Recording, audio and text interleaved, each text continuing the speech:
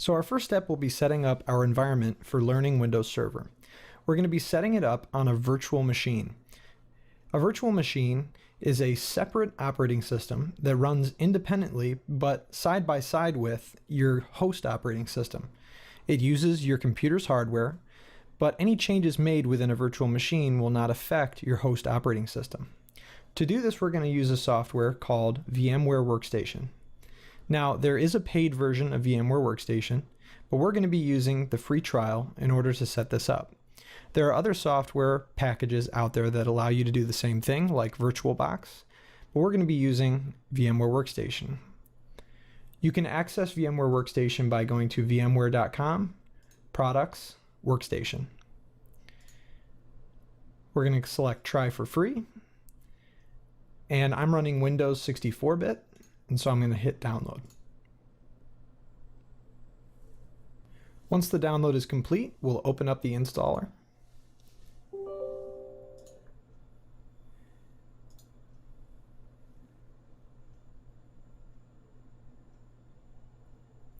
And we'll simply follow the prompts. The defaults should be fine for most installations.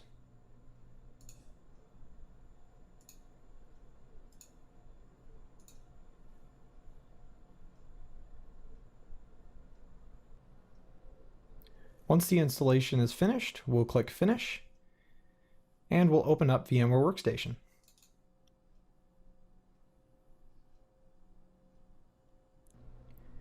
Before we create our virtual machine and install Windows Server, we need to obtain the installation media for Windows Server 2012.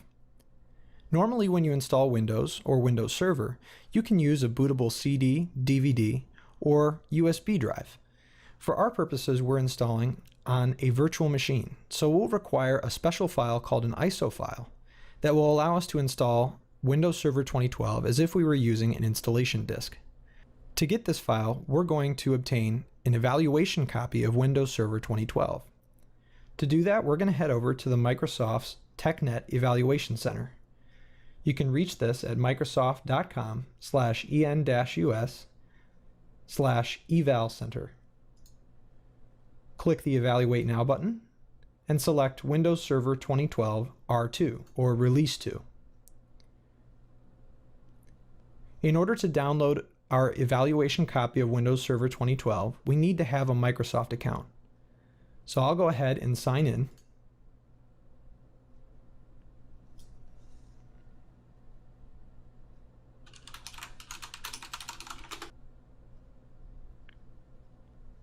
And once I've signed in with my Microsoft account, I'll select the type of file I want to download. We need an ISO file. We will hit Register and Continue.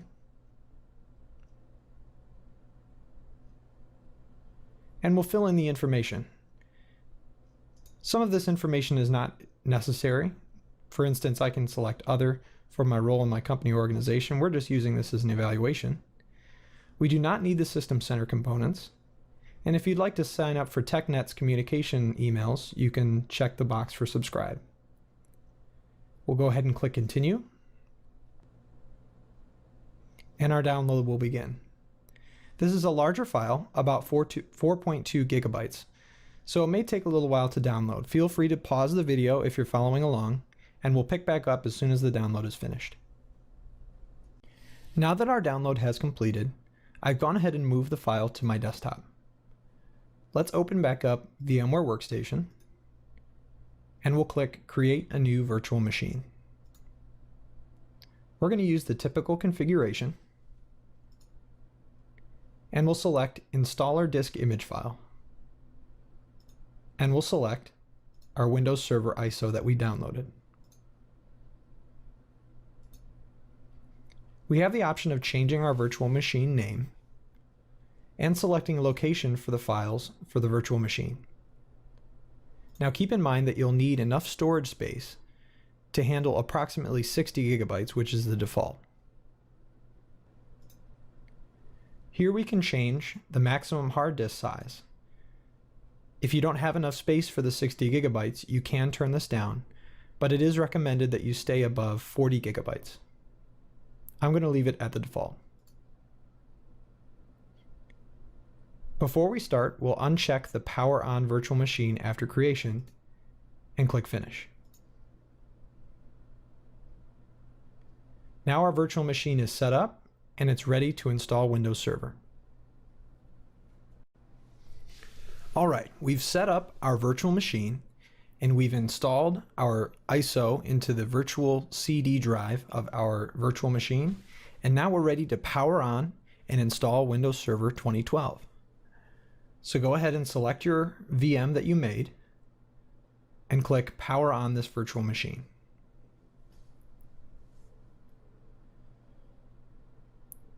You'll see on screen, just like you would in front of a physical machine, that the installer will begin, very similar to installing Windows or any other operating system.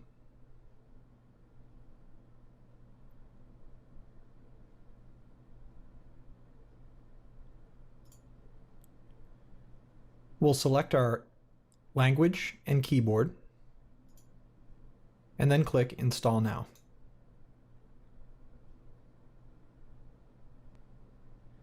Now, there are several different versions of Windows Server. In fact, there are 4: Foundation, Essentials, Standard, and Data Center. With this evaluation that we've downloaded, we have a choice between Standard and Data Center. For this tutorial, we're going to stick with the Standard evaluation. Now, when you select the Operating System Edition, make sure you select the one that has the option Server with a GUI, or Graphical User Interface.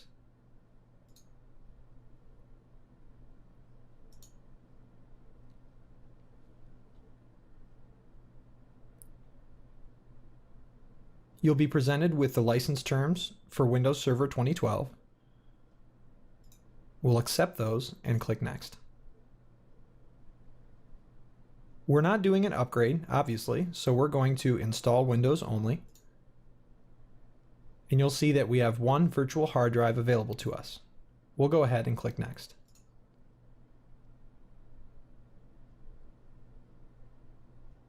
Windows will begin copying Windows files, getting those files ready for installation, and finishing up the remainder of updating and setting up the system. This process may take 5 to 15 minutes depending on the speed of your computer. So we'll skip ahead to the end of the installation.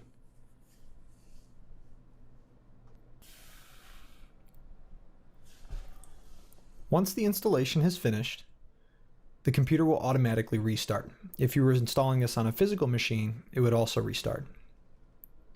Installation will continue after this reboot.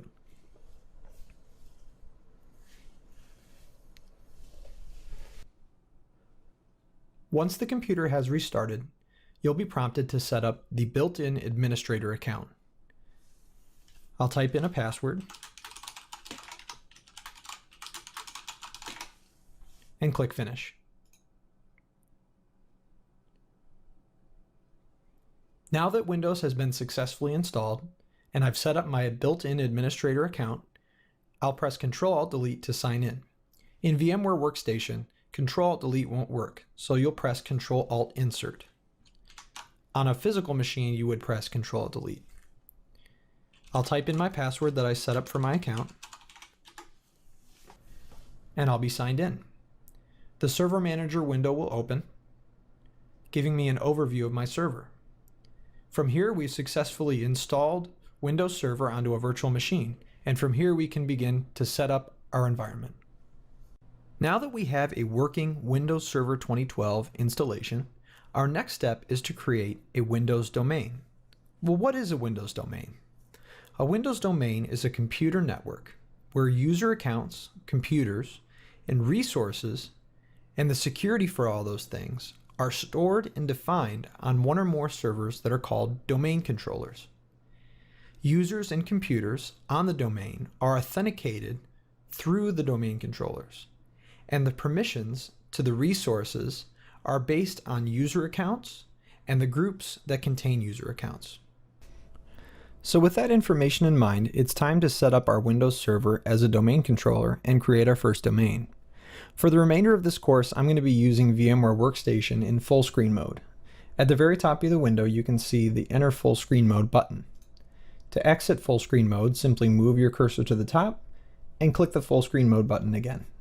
This will help us to be able to see what we're doing with inside the window. When we first start up Windows Server and log in, we should see the Server Manager utility. The Server Manager utility allows us to get an overview of the different roles and configurations that we've set up for our local server, as well as servers that we've added to any groups within the domain once we've created it. If you don't see the Server Manager window when you first log into Windows, you can access it through the Quick Launch toolbar or through the Start menu.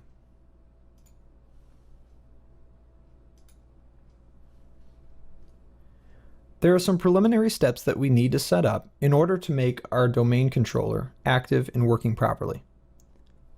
We can go up to Configure this local server to set some of these options. First, we need to give our server a name. In the top left-hand corner, you can see that I've already set a name for my server. If I click the name, I can change it. It'll open the System Properties menu. I can click Change, and from here I can change my server's name.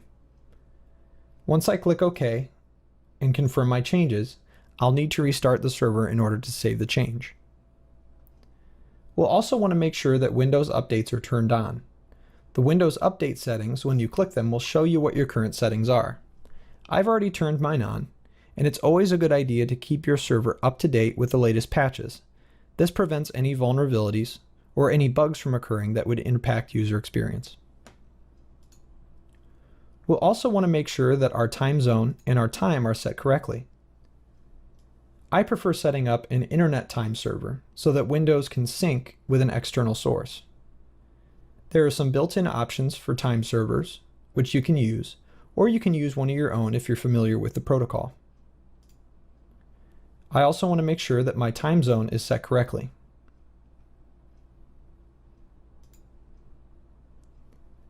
There are some other options on the left-hand side that we'll want to configure as well. The defaults for Windows Firewall, Remote Management, and Remote Desktop will be fine for now. NIC teaming is an option that allows you to combine different physical network interfaces to one IP address. We'll skip that for now since that's a more advanced feature. We do need to configure a static IP address for this server.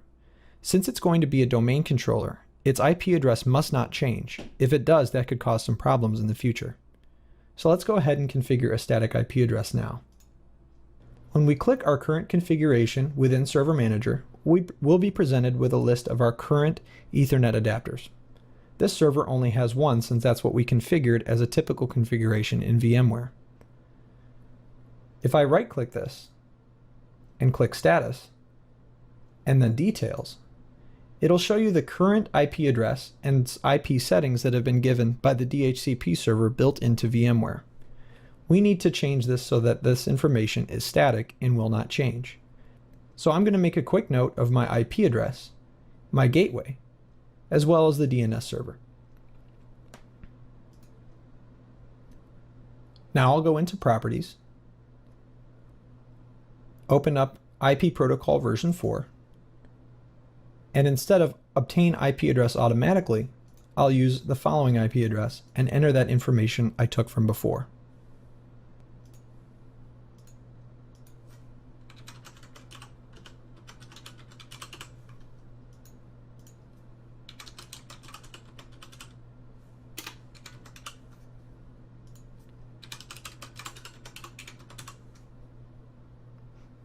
Once I've entered my settings, you can click OK.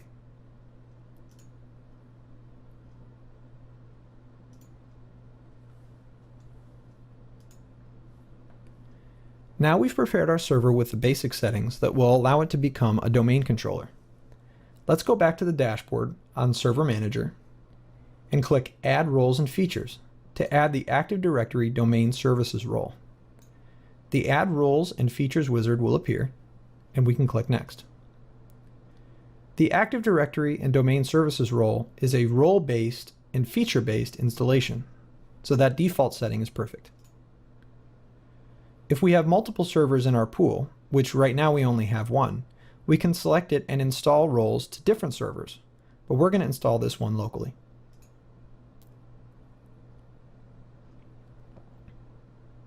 We'll select Active Directory Domain Services and then click Next. We should also install Group Policy Management, as that will help us in some of the later lectures in this course.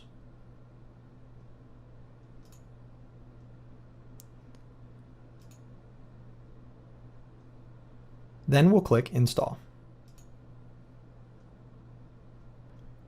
Once the roles have been installed, we'll be prompted to perform any additional steps that are necessary in activating that role's features.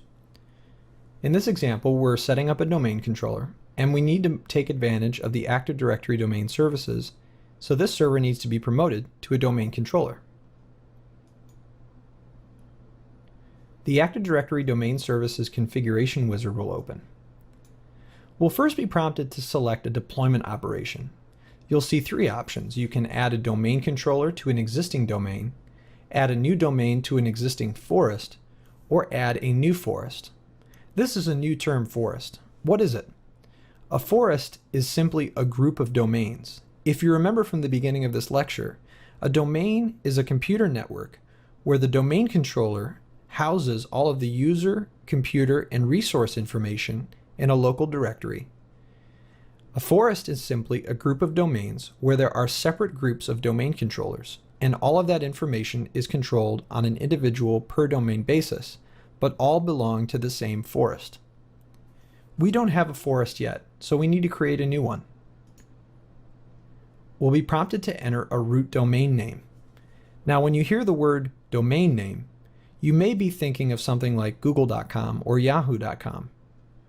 In a Windows domain context, domain name doesn't refer to an internet domain name, but rather a record that all the computers and all of the user accounts use to look up resources within the domain.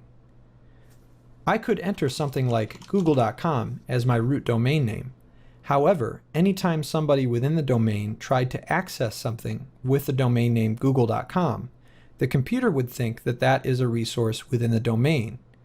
I can't use something that's on the internet because then my users would not be able to access that internet web address. Instead, we should use a domain name that doesn't exist on the internet and isn't used anywhere else within our domain as a web resource or any other type of resource. A good practice to use is always using something that does not exist on the internet, and the best practice is to use something that ends in .local, because .local addresses cannot exist on a public domain namespace. So I'm going to use the domain name test.local.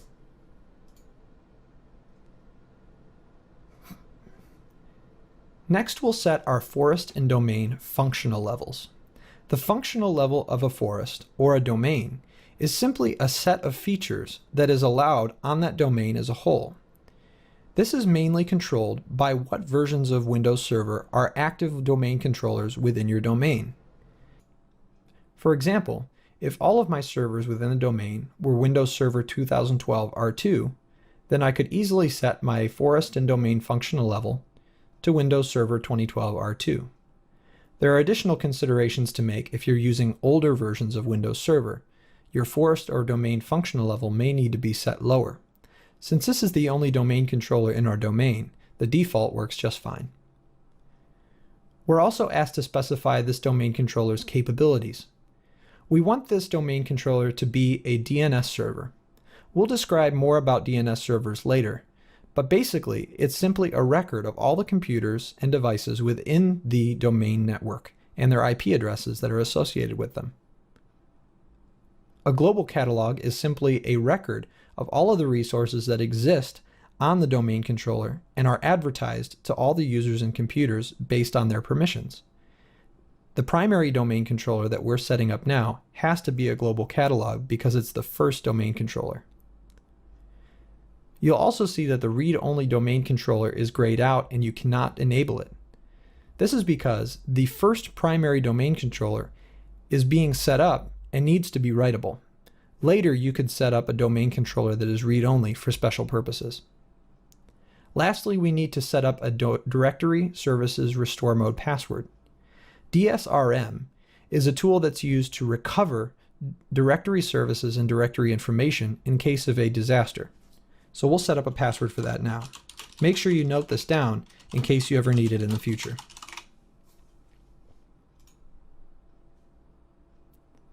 When you first set up a primary domain controller in a basic domain, you'll be warned that delegation for the DNS server cannot be created because of an authoritative parent zone not being able to be found. This is normal and it can be ignored. Next, we'll be asked to set the NetBIOS domain name. NetBIOS is simply the first part of the root domain name that we set. We want this to be the same, so the default is perfect. Next, we'll be asked to specify the location of the AD/DS database, or the Active Directory Domain Services database, the log files, and the sysvol folder. The defaults for these folders are fine, but in more advanced lessons you can learn to modify the locations of these to suit your purposes. We'll leave them by default for now. We're then given an option to review all of our selections and to make sure that everything looks correct. When we click Next, Windows Server will begin checking to make sure that all of the prerequisites for becoming a domain controller are met. It will give you warnings in case anything needs to be brought attention. The first item is a warning about security. There is a setting in Windows 2012 domain controllers, by default, that is turned on, that allows compatibility in cryptography with older Windows Server systems. This is a potential security risk because older cryptography algorithms are sometimes weaker and subject to vulnerability. We'll ignore this for now, but it is a good thing to read up on the different vulnerabilities that might exist when you're warned about them.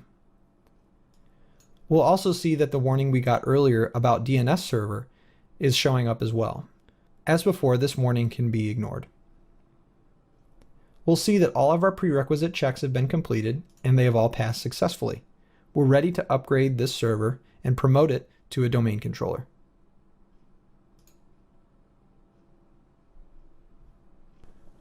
Once the server has successfully installed Active Directory Domain Services and upgraded to a domain controller, we'll be warned that we're about to be signed out and the computer will restart.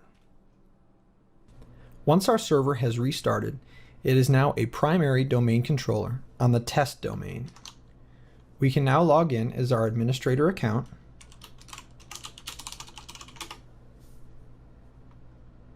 and the server manager window will open.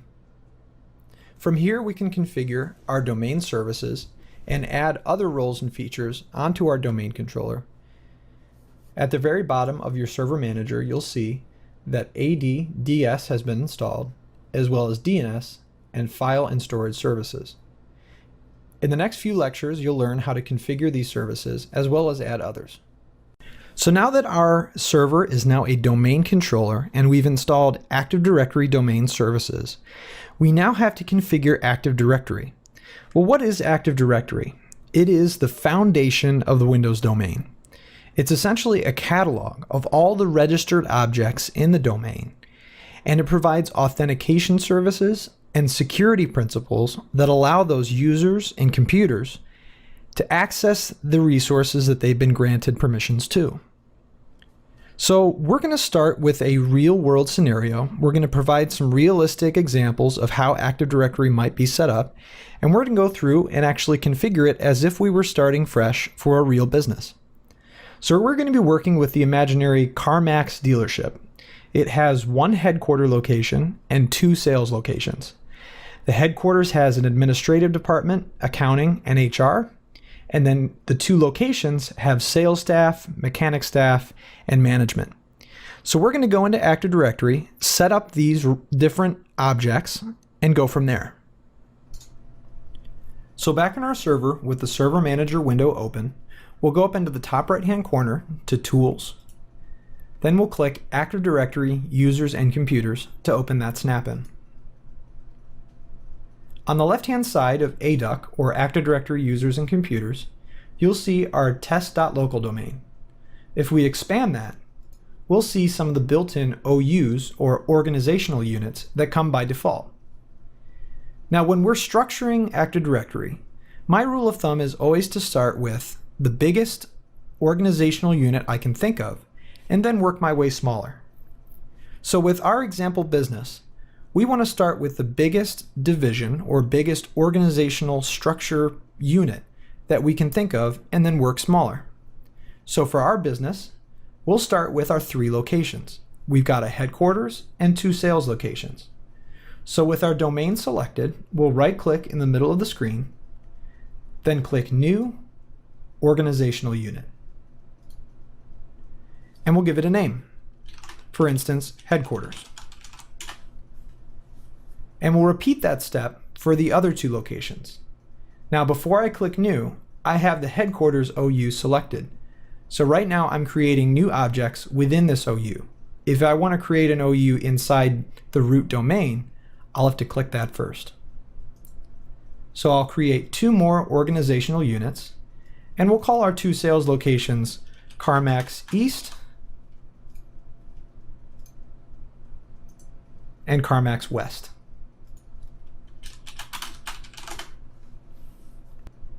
From here, following our rule, we'll go to the next largest group of objects that we're going to put into Active Directory. Personally, I like to take each OU and separate them into users and computers, since that's going to be the most common object in our Active Directory structure. So for each location, I'm going to select it and create a new OU for computers. Make sure you name each one individually, so when you're looking at it on an individual basis, you know which one it is. So with this structure, I can put my users into headquarters and the computers at headquarters into the computers-headquarters OU. I'll repeat this for the next 2 organizational units.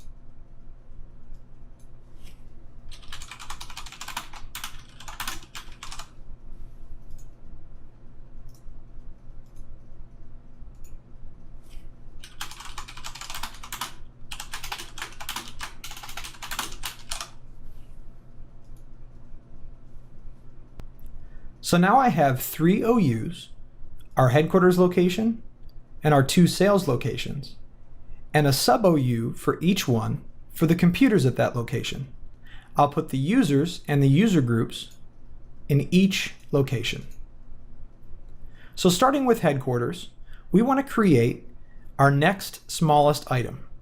Now here's where we can set up our departments for each location. Now when we're talking about departments, or small groups of users like that, we need to consider what kind of things those people are going to need to access. When we're talking about security principles like that, whether it's accessing a file share or access to a printer, we want to base that on a user basis and a group basis. Commonly in businesses, accounting and administrative people have access to different sets of resources. So in our headquarters location, we're going to set up a user group for each of our departments. In our headquarters group selected, we'll right-click and then create a new group.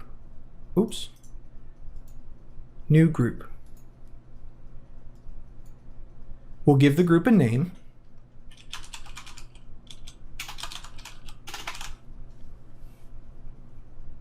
We'll make sure that the security group type is enabled, and we'll make sure that it is a global group. Then click OK. We'll repeat this step for the other 2 departments that we have at our headquarters location. Accounting,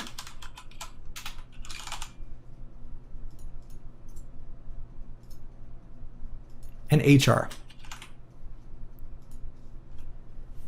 So now our headquarters location has a place for computers, a place for users, and separate groups of users that correspond to the different departments at that location. Now we also need to create our departments for our sales locations. Now keep in mind, within a domain, you can't have 2 groups with the same name, even if they're in different organizational units. So it's best practice, like with our computers group that we have, or the computers OU under each location, to also append an individual or unique name to a group if it's specific to this OU. So we'll do sales at CM East. Make sure that it's a security group and a global group. And we'll repeat that for the other 2.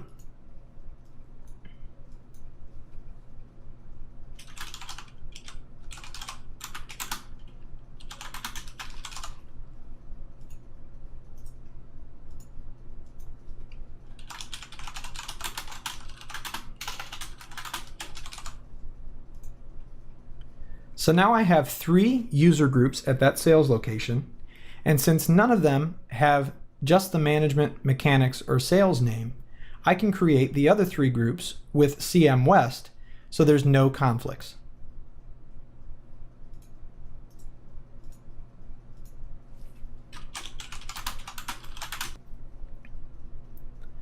So now we have our basic Active Directory structure created. The only thing that we're missing is some users. So we'll put in some dummy users, and you can use whatever usernames that you'd like or whatever names you'd like, as long as you remember to create one user that you'll want to use when you log in under an Active Directory account. So in headquarters, I'm going to create one user, new user, give him a name, and create a username or a user logon name. It's best to always have a naming convention for both computers, users, and as we've created, OUs and groups. I like to use first initial, last name, but you can use whatever you want. We'll set a password for our user. And since we have the user must change password at next logon, when this user first logs on with the password that you've set, they'll be prompted to create a new one. Now our John Jones user that we've created is a member of the administrative department, so we need to add him to that group. We'll right-click, select Add to Group, and the Select Groups window will open. Whenever we see this window, all we're doing is we're selecting the name of the object that we want to add to. We selected John Jones and we clicked Add to Group. So right now we're looking for groups within the test.local domain that we want to add John Jones or whichever users we've selected to. So we're going to enter administrative and we're going to click Check Names. Looks like it found the group because it underlined it, and we'll click OK. The Add to Group operation is completed, and if we open our administrative group by right-clicking and hitting Properties, we can go to Members to see that John Jones has been added. The purpose of groups, of course, is to give permissions to a group of users without having to go into each individual user and modifying their permissions. If I gave the administrative group access to a resource, John Jones gets access because he is a member of administrative. Now let's practice adding one more user to a group, but this time let's do it at one of the sales locations. So remember, we're putting our users in the root OU of the location. We'll right-click, go to New, and then select New User. We'll give the user a name, and following our naming convention, we'll give him a username. We'll set a password, and click Next. Now we'll add Mike Jones to the mechanics group of CM East. So we'll right-click Mike Jones, Add to Group, and this time we'll just search Mechanics. Click Check Names, and you'll see that there are multiple matches. Because remember, we have a mechanics group at CM East and CM West. Well, Mike is a mechanic at CM East, so we'll select the CM East Mechanics group. We'll select OK, the operation completed, and we can go into Mechanics to check to make sure that he is properly added. There's another way to add users to a group, and that's by going through the group itself. Let's say Mike Jones is also a member of the sales department. So we'll right-click the sales department, click Properties, click Members, and then click Add. This window looks familiar. Instead of searching for groups, we're searching for users in the test.local domain. Which user do we want to add? We want to add Mike Jones. Now we can search by his name or his username. I know his name, so we'll type in Mike, check names, and it looks like it found our Mike Jones. We'll click OK, and then we'll click Apply. That's the other way of adding a user to a group. Next, we'll go over moving, disabling, and deleting Active Directory users and other objects. So let's work with our Mike Jones user. Let's say that Mike Jones got moved to headquarters because he got promoted. We're going to move him by right-clicking his user account, clicking Move, and then selecting the container that we want to move him to. We're going to move him to the headquarters OU. So you'll see that Mike's account is gone from the CM East OU and has been moved to the headquarters OU. Now, when we move user accounts or groups, they still retain their group membership. So if we go into Mike Jones's account, even though we've moved him to a new OU, he is still a member of Mechanics and Sales at CM East. So we need to remove him from these groups now that he is at the headquarters OU. We're going to select CM East, and we can hold down the Shift or Control key to select the two groups. We can select Remove and click Yes to remove him from those groups. With user accounts, we also have the ability to disable them. This has multiple uses in the real world, but for example, let's say Mike goes on an extended vacation. We need to disable his account for security reasons while he's away.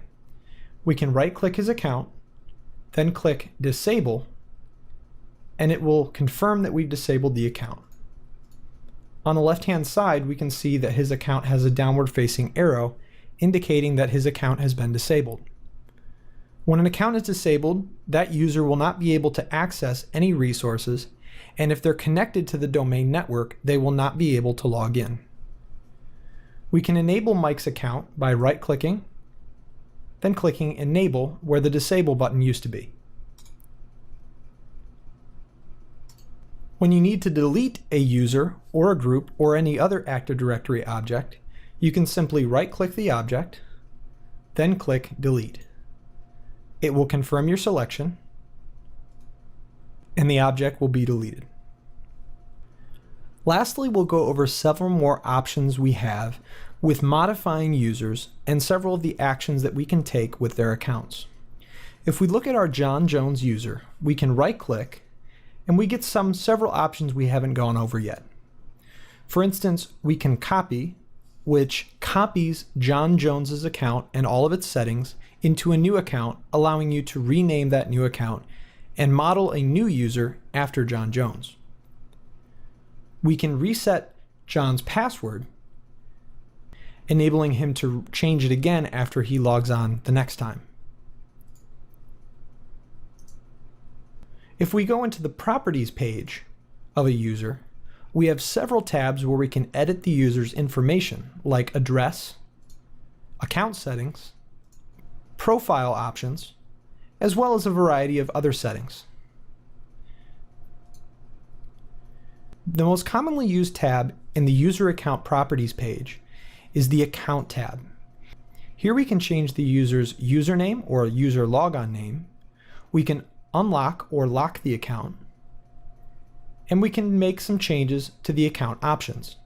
We can also set an expiration on the user account if it's a temporary account. Here we can also set logon hours when the user is permitted to log on. In the next lecture, we'll be going over DNS. I hope to see you there. In this lecture, we're going to be going over group policy. Group policy is a tool that allows you to create and deploy policies and settings for the users and computers within your domain. Now, I'm not going to be able to cover the entirety of group policy and all that you can do with it in this lecture. And the reason for that is because there are literally thousands of potential policies that you could push out. Instead, what we'll do is we'll use some common examples and ones that would fit within the context of our imaginary business that we're setting up. So first we need to make sure that group policy management is installed. And if you remember back when we installed AD domain services, we checked the box for group policy management so that we wouldn't have to do it around here at this time. But we can still make sure it's installed if we go to add roles and features within the server manager. And group policy is a feature. So we'll skip ahead down to the features section and we'll see the group policy management is already installed. And if it wasn't, we could go ahead and check the box, hit next, and install that. And to open group policy management, we'll go to the top right hand corner to tools and we'll click group policy management. And the snap-in will open. In the top left hand corner, you'll see our forest, test.local, and then you'll see domains, and then you'll see our domain that we've created, test.local. Now, when we talk about group policy in terms of structure, we need to realize that everything that you do in group policy is OU based, a lot like Active Directory. So you'll see our Active Directory OUs on the left-hand side, CM East, West, domain controllers, headquarters. And the first thing that we need to talk about when we're creating policies that we're going to apply is that when we create a policy, we're not only working within the context of which users or computers am I going to apply this policy to, we also need to pay attention as to where we are linking those policies as to the OUs that they're placed in. When we create a policy, let's say we create a policy in the headquarters OU. Regardless of what users or computers that we apply the policy to, they must be within the headquarters OU in Active Directory in order for that policy to apply. If I created a policy in headquarters and applied it to a user that was in CM West, that policy would not apply. I have to make sure that when I create a policy in the headquarters OU or any other OU, I'm applying that to users and computers that I want to be applied that are in the headquarters OU. So pay attention to the structure when you're setting up domain or group policies, and always keep in mind that when you place it in an OU, you're only applying that to the users and computers that you set that exist within that OU. So in the top, you'll see a default domain group policy object. This one comes built in when you install group policy management. And if we go into the settings, we can see some of the settings that exist within this particular policy. By default, it sets a password policy, an account lockout policy, a Kerberos policy, security, encrypting file systems. We're not going to go over every single one of these, but the most common that we're going to set up is these top two, the password policy and the account lockout policy. The password policy, that is simply a policy that applies to the characteristics of a user's password. When do they need to reset their password? Does the password need to be a certain length or have a certain amount of complexity? How many passwords can they reuse, or can they reuse any? So that's a policy that we would set up for the entire domain in most cases. We also want to set an account lockout policy. Basically, when a person enters an incorrect password a certain number of times, they'll get locked out of their account. That is where we set that setting. So with this default domain policy, we're going to go ahead and edit this. Now, since this policy is not in an OU, it's right underneath the domain, this is what we would call a global or a global domain policy. It applies to all the OUs.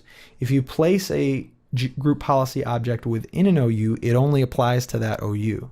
But if we have a policy like the default one that's placed outside of all the OUs, it will apply to the entire domain. So we'll right click this and hit edit.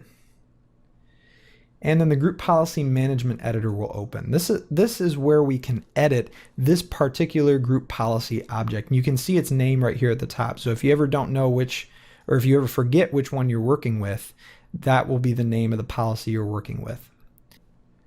Now, if we step back for a moment and we look at the settings for this group policy object, you'll see that there are two sections.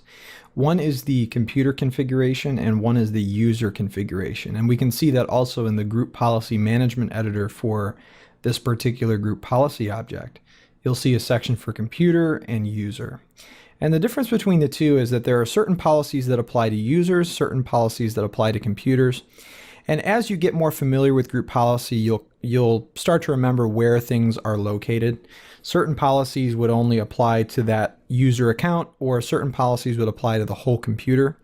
And there are even some policies that you could apply to either because of the way that that policy gets applied. Now, we're not going to go into depth as to which policies are where, because that's something that would take a little while to go over. And again, there are many, many policies that we could cover. But for right now, we're primarily going to be covering computer policies. The reason for that is because they affect every user that logs onto that computer, and we're mainly setting up security policies for the users that log in. So if we just follow the hierarchy that it's got listed in here, we can go into policies under computer configuration, Windows settings, and then security settings. And looks like we're going under account policies, password policies. So there's account policy, password policy. So there it is. This is where we can change the settings that are in here, and you can see what's currently set. So let's go over just some of the basics. Now, when we're editing a group policy here, these are a policy and a policy setting. If I double click this, I can change the setting. Now, in most built-in group policy options that you have the ability to change, you can, if you don't know what it does, you can always click this explain tab, and it will tell you in detail what this setting will do, what options you have to change, and what will happen when you change that, either if it's a true or false, or if it's a number that you need to set, what will changing that do? So always read over the explanation if you don't know what you're changing or what you're doing. This will always give you some good insight as to what we're doing. But with the secure policy setting, this is a enforced password history. So when a user changes their password, they can't use that old password again until a certain amount of password changes. So let's set this to something like 12. So a user will need to change their password 12 times before they can reuse an old password. And you can set this as low or as high as you want to, or you can set it to 0 to turn it completely off. So we're going to set it as 12 and hit apply. And then the maximum password age, and if we hit explain, this will tell us what that does. And basically what this setting is how old can the password be before the user needs to change it. So after 42 days, the user will need to change their password. When they go and log in, they will be forced to change it. Now they will also get a warning that, hey, your password is coming up for expiration. Do you want to change it now? And that counter will reset. So let's change that to something like 3 weeks. Let's set that for 21 days. A lot of businesses do this about a month. I'll do it for 3 weeks, just as an example. And the minimum password age, that is usually not, doesn't need to be set. That can be used in specific use cases. We'll leave that as 1 day. Minimum password length, that's pretty self-explanatory. How long does their password need to be? It doesn't matter if it's letters or numbers. That it's not talking about that. It's just talking about how many characters long is it. We'll leave it at 7. That's good. Password must meet complexity requirements. Now, by default, Windows Domain doesn't really allow you to say, I need this many numbers, this many character, or this many special characters, that sort of thing. They just have an on or off. Does the password need to be complex, or can it be simple? And what they mean by complex is it needs to have these particular requirements. So it needs to be 6 characters in length, contain characters from 3 of these 4 categories. It's got to have uppercase, lowercase, numbers, and special characters. So it is a good idea to leave this enabled. That greatly enhances the security in your network. You definitely don't want somebody being able to guess or brute force their way in. So we'll leave that on. The last option is whether or not the passwords for users are stored on the domain controller using a method of encryption that's reversible. And what that means is when a password is set on a user, that is stored in such a way that the password cannot be decrypted very easily. And so we want to keep that disabled. We want to make sure that our passwords aren't easy to get to.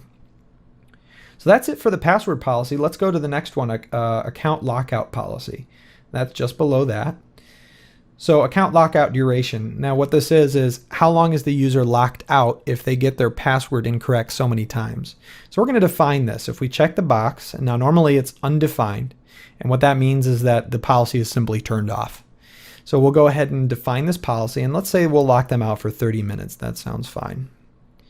Now it's going to give us a warning. These other two need to be enabled and configured in order for that policy we just changed to be changed successfully. So it's going to put some defaults in there. We'll go ahead and change those after the fact. So we'll apply that, hit OK. Account lockout threshold. How many times does the user enter their password incorrectly before it locks them out? 5, that sounds just fine. And reset account lockout after how many minutes? So they'll get locked out for 30 minutes, and after that 30 minutes is up, the account will be re-unlocked, so to speak. We'll leave that enabled, that's fine. So that's it for our two most common policies, and we're applying this again to a computer configuration, and since it's directly underneath our domain, it's not in any OUs, it's going to get applied to all of the computers within that domain. But we need to make sure first that our scope is applied correctly. So we're going to close this, and next we're going to click the Scope tab. Now, in our default domain policy, you'll see that it's applying to this domain, test.local, and it's filtered to these objects. And the object that it's filtering to is authenticated users. Now, it may be confusing. We've got a policy that's being applied to the entire domain, but there's only computer policies in it, yet we're filtering it down to authenticated users. It really doesn't matter if you're applying a policy to users or computers. You generally want to only apply it to user objects when you're talking about security filtering. So the fact that this says authenticated users, that's perfect. We want that to always be the users that we want to apply that policy to, because when that user logs in, that computer policy will apply to that particular computer as long as it is a computer within the domain, since we've applied this policy here. So what I'd like to do next is create a policy for the financial folks that work at the headquarters at our imaginary car dealership. Now, the financial people are probably working on important accounting stuff, and they probably have some sensitive information on their computers. And we want to make sure that their computers lock if they get up and walk away for a certain amount of time. That's so that nobody can just walk up and start messing around and look at things that they shouldn't see. So we're going to create a policy in the headquarters OU. We'll go ahead and click that, and then right click and click create a GPO in this domain and link it here. We're going to name this GPO, so we're going to say screen timeout. And now you'll see that that GPO is applied. If we expand headquarters, we'll see that that's been applied. And by default, it automatically puts our authenticated users, and that's fine. So we're going to go ahead and edit this policy and right click it. Click edit. So we're going to set up an inactivity lock. After the machine is inactive for so much time, the computer will automatically lock. This policy is located under Computer Configuration, Policies, Windows Settings, Security Settings, Local Policies, and then Security Options. So the policy we're looking for is under Interactive Logon, and it's called Machine Inactivity Limit. We're going to double click that. We're going to check the box to define the setting, and we'll set that to something like 5 minutes. Look, notice that it's asking for it in seconds. Again, we can always click explain if we want to get a definition of that policy. So now once we click apply and click OK, you'll see that the policy's been defined. It's been set at 300 seconds. And if we exit the group policy editor and then click settings for this group policy, we'll see that the interactive logon policy has been set to 300 seconds. So now when a computer is within the headquarters OU and a user logs onto it, once that computer has been inactive for 300 seconds or 5 minutes, that computer will automatically go to the screensaver and then lock. So when that user comes back, they'll need to sign back in order to unlock the computer. Now we need to make sure that this policy is applying to the particular users we want it to apply to. Right now we've got this group policy object, or GPO, in the headquarters OU. So we know that it's only going to apply to things that are in that headquarters OU. So we know that we've got the location right. But now we're going to go to scope, and we'll see that security filtering is set to authenticated users. And what that means is users that have been authenticated and logged onto the computer in the domain network. But we don't want to just apply this to authenticated users to all of them. We want to apply it to only the financial folks. So if we go back into Active Directory, and again we can go to Server Manager, Tools, Active Directory Users and Computers, and if we go to the headquarters, we'll see that we set up a accounting group. Now when we're creating this group policy, when we're setting up filtering, we can apply it to groups, users, and computers. So perfect, we have a group that applies to this particular GPO that we want to push this GPO out to. So we'll click remove on authenticated users, and we'll click add, and then we'll type our accounting group. We'll see it underlined, so it found it, hit OK. And so now we've got that group set up. This GPO will apply to users that are in the accounting group as long as those members are in the headquarters OU. So we've successfully set up our GPO. It's going to apply to our users that we want to apply it to. So that's the basics of setting up a group policy object. And again, when we're setting up group policy, keep in mind that there are literally thousands of policies that we could set up for computers, for users. We can set up scripts that run when the user starts the computer or logs on or logs off. There are many, many options in terms of setting up the computers in your network the way that you want through group policy. A really good resource to use is TechNet's website, and I've included a link within the lecture resources that will take you to basically a list of all of the group policies and what they do. Of course, you can always use that tool within group policy to get an explanation, but TechNet is a really good resource to look at some of the more common group policy objects and what's common practice in terms of keeping your domain secure, as well as the workstations and user accounts within your domain. Next, we're going to go over file sharing and permissions, and from there we'll move on to print services. Next, we're going to quickly go over print services, which allows you to share network printers with users and deploy them in a way where they don't need to add a printer individually onto their computer. The basics of it is that you set up a printer within your network and you set up Windows Server to be a print server, and that provides the drivers and the print queue on the server to be available for users to use. So first we need to install that role. So we go back to Add Roles and Features, and this is a role installation. So we'll go to Server Roles and we'll select Print and Document Services. We'll check that. It lets us know that it's also going to install the administration tools for that role. So we'll click Add Features. It gives us a little overview of print and document services and what that does. And there's also some other features that come along with that. We can do a distributed scan. We can do internet printing, LPD. Right now we're just going to do a basic print server. We'll go ahead and click Install, and the installation will start.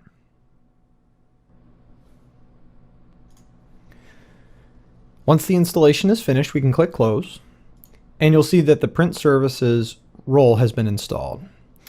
So now to access the tool for print management, we can go up to Tools and scroll down to Print Management. In Print Management, in the snap-in, we'll see that we have some filters available to view what we have installed. So under All Printers, we'll see that we have the built-in XPS document writer. And under Drivers, we'll see that we have some drivers available to use. So what we need to do is we need to install a network printer, and then we're going to check to make sure that a printer is available to use on the network for users. So what we'll do is we'll go to Print Servers. We only have the one, so we'll expand our server.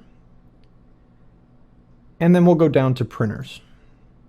Now this is a similar view to what we did above, but within this menu we can right-click and select Add Printer. Now if you've ever installed a network printer on Windows or Windows 7, 8, 10, it's fairly simple. What we can do is do it by IP address, since I have a static IP address set up on my printer. But you can also search for the network printer, use an existing port if it's a attached printer directly to the server, or we could manually create a new port. We're going to do that by the IP address since I have a static IP on my printer. So we'll type in the IP address of our printer. It's going to contact the printer and try to grab the most relevant drivers for that printer. Looks like it found the printer. And we're going to make sure that we turn on sharing. Now what that does is it makes that printer available on the network for other people to use. We'll give it a friendly name. And we probably want to fill in the location. Let's say that this printer is at the headquarters and it's at the front office. We can also add a comment that users will see if they open up the Properties tab of that printer. So we'll select Next. It'll give us a summary of our settings. And it will begin to install the printer. Once the printer installation is succeeded, we could actually go ahead and try to print a test page just to make sure that the server's connection to the printer is working. Or we can add another printer if we have multiples that we need to add. But we'll go ahead and click Finish. And we'll see that in the queue, this printer is ready to print. Now there are multiple options in deploying this printer in a way that the users can access it. We could list it in the directory, in Active Directory, so that when a user goes to install a printer, they can look it up and install it themselves. Or we could deploy that printer with group policy. It's going to be different in every case. If you have a printer that everybody in the company uses or everybody in the building uses, it might be appropriate to use group policy so that all the people in the business have access to that printer already installed, ready for them, even new users that might not be familiar with installing a printer. If your users are fairly familiar with installing printers over the network, or you can teach them how to do that, it's a lot simpler to list it in the directory. So we're going to do both so that we get a good handle on how to do each type of deployment. So listing in the directory is quite simple. All we do is right-click the printer and select List in Directory. Now that printer is listed in the directory, and if a user wanted to install it, they would simply open up Devices and Printers on their PC, select Add a Printer, and that printer would be listed. If they can't find it, or if it's not showing up, we can select Find a Printer in the directory, and we'll see that our printer is listed, along with the location and the model. Now, if we want to deploy a printer over group policy, it's a little more complicated. We'll right-click our printer and select Deploy with Group Policy. Now, in order for us to be able to deploy a printer over group policy, we need to have a group policy object in place for that policy to reside. Now, I could go ahead and manually configure that. I could go into group policy and set up the policy and deploy the printer by manually selecting all of those things. But this wizard within Print Management allows me to create a group policy automatically without having to do it all manually. So what we'll do is we'll click Browse. And if I already had a policy that I wanted to add this printer to, I could just go ahead and select it and the wizard would take care of adding those settings. But I don't have a policy for printing yet, so I'm going to create one. I'm going to create one within the headquarters OU, and it might be practical to do it for each OU because there might be different printers at each location. So I'll double click the headquarters OU, and now within that I'm going to create a new group policy object. And I'm simply going to name that printers. So with the printers policy that we just created, we'll click OK. And we'll deploy this printer connection to the following, either per user or per machine. Do we want this printer to be available for all of the users within the headquarters, or do we want it to be available for all of the computers? Well, it really doesn't matter because more than likely all of the computers that are in the headquarters OU are going to be used by users within that OU. You can customize that. If you have a user coming from a different OU using a computer at a different location, you might want to make it per machine. That way, when they use a computer at that OU, they automatically have the printer in that OU based on this group policy. So we can configure that independently if we want to. I'm going to do it per user because I want this printer to be available only to the people who normally work within headquarters. But I could also do per machine if I wanted. So once I have that selected, I'll click Add. And now I have the printer name, the GPO that it's going to apply to, and it's going to go per user. I'll go ahead and click OK. Printer deployment or removal operation succeeded, and I can see the details on that if I need to. And just to make sure that I've deployed it okay, I can go back into Server Manager and open up Group Policy Management under Tools. And I can go into the headquarters and select printers. And if I go under settings, I can see my printer connection there. So when that user logs in, if they belong to the HQ OU, they're going to automatically get that printer connection.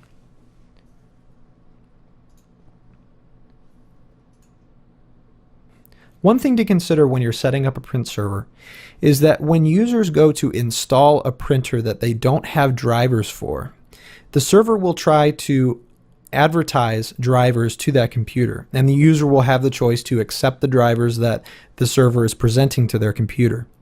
The one thing that we have to keep in mind is, in order to install drivers, that user must be an administrator. So there are two options of dealing with that issue. You can either simply have the user get in touch with a network administrator and have them enter their credentials to install the drivers. And there's also a policy in group policy that allows users to install printers on their own without administrative credentials. That's a little advanced in terms of setting that up, but you want to keep in mind that the user will need to have the rights to install drivers on their machine in order to start printing. That's it for print management. Next, we're going to go over file sharing over a Windows domain network. This last lecture will be on file and storage services. This allows you to share files on the network so that users can access them, modify them, and share them amongst each other. We need to make sure that the file and services role is installed, and you can see that it's installed. And if we didn't have it installed, we could go to Add Roles and Features, and then go to Server Roles. We would check the box for file and storage services and then install it. In order to give access to files on the server to users in our domain, we need to create a share. To do that, we won't go through tools because there is no snap-in directly related to file and storage services. Instead, we can directly click on the role, and on the left side we'll see some options that we can use to create file and storage services for our users. On the left-hand side, you'll see that we have disks as well as volumes, and these are places in which we can create files to share with users. We'll also see shares on the left-hand side, and this is where we will create shares of files and folders for our users. You'll see 3 built-in shares, and these shares are built into Windows Domain, and they shouldn't be modified. Instead, we can right-click and select New Share to open the New Share wizard. There are several profiles available to create shares on the Windows server, and you'll see that there's basically 2 types. There's NFS shares and SMB shares. SMB shares, or server message block shares, are standard Windows shares. NFS is meant for Linux, Unix, or Mac OS operating systems. Since we have Windows users in our domain, we're going to do an SMB share, and we're going to use the Quick profile. We'll select the server where we want to create the share, as well as select the volume where we want the share to be created. If we had more than one hard drive or more than one volume on a hard drive, we would be able to select that and change the location where the share is located. We'll be prompted to give the share a name, and in this case, I'm going to create a public share that all of the users will have the ability to access. We can enter a share description that users will see if they hover over that share or access the properties page. And then we can select the local path. This is where the actual files will be stored on the server. We can change this path if we want, but we'll leave it as default for now. The remote path to share is the path that the users will enter in order to access this share. The default will work fine. In other settings, we have some more advanced settings we can configure. Access-based enumeration is probably the most important. Access-based enumeration disallows a user from seeing files or folders that they do not have access to. Most administrators typically leave this setting turned off. And the reason for that is because if a user can't see a file or folder, they may think that it doesn't exist. In most cases, it's better to let users see a file and be prompted that they don't have access to it so that they can contact an administrator to have that resolved. So we'll leave that setting turned off for now. And the other two settings here we can cover in more advanced courses. Next, we'll specify the permissions to control access, and we'll see that we have some built-in permissions already configured. The creator and owner of the file has full control, and that's me. The users have special and read and execute privileges. The administrators have full control, and the built-in system account also has full control. We're setting up a share that everyone will have full control on the share. By default, this is already set up, so we'll leave this as default. We'll then get a page that shows our selections so that we can confirm our settings, and then we'll click Create. We'll see that the share was successfully created, and in the Server Manager we'll see that our share is listed. To test this, we can open up a file browser, navigate using // our server name, and then the share name. We have access to the public share, and in here, since I have permissions as an administrator, I can add files, delete them, read them, and change permissions on those folders since I have permissions to do so. We're going to create one more share, and this one will be restricted to certain users. So we'll right-click and select New Share. Once again, we'll use the quick profile. We'll use our standard server and volume. And we're going to create a share for the accounting users. The default local path and remote path are fine. We'll leave the other settings as default. Now we need to make it so that only the accounting users can have access to this particular share. In order to do that, we have to take several steps to change the default share permissions in the new share wizard. So we'll go to Customize Permissions. And in here, we'll notice that we have an option to disable inheritance. Basically what this means is that these permissions are being inherited from their parent folder. In order to set explicit permissions and give only particular groups access, we need to turn off this inheritance and create explicit permissions. So we'll click Disable Inheritance, and we'll convert the inherited permissions into explicit permissions. We're going to remove our users' permissions, and we're going to add permissions for the accounting group. We'll select a principal of accounting. The type is allow, and we'll apply it to this folder and all of the subfolders and files in the share. We're going to give our accounting group full control and select OK. Now we can see that our permissions have been changed so that only accounting and administrators have access to the share. We'll click OK, click Next, and then click Create. We'll see that our share has been successfully created, and it's now in the share list. To test it, we can open up our server name again with a // and open the accounting share. Now if we go back to our server, right-click the accounting share and click Properties, in the Security tab we'll see that the accounting group has access as well as administrators, and no other user groups are listed. So that's the basics of setting up a share on Windows Server and configuring permissions so that users can access them. So we've reached the end of the course on Windows Server 2012 Administration for Beginners. I'd like to thank you for participating, and I would love to hear your feedback on the course. If you look in the top left-hand corner of your screen, you'll see some resources that are going to be really beneficial to you as you're getting familiar with some of the things we went over. And just to recap, we've set up a Windows server from scratch. We've created a domain and set up some of the basic domain services. And in the future courses that I'll be putting out, we'll be getting into some of the more intermediate and advanced setups that you can do within a Windows domain. And so I look forward to seeing you there. Once again, please leave me feedback. I'd love to hear back from you, whether positive or negative. And take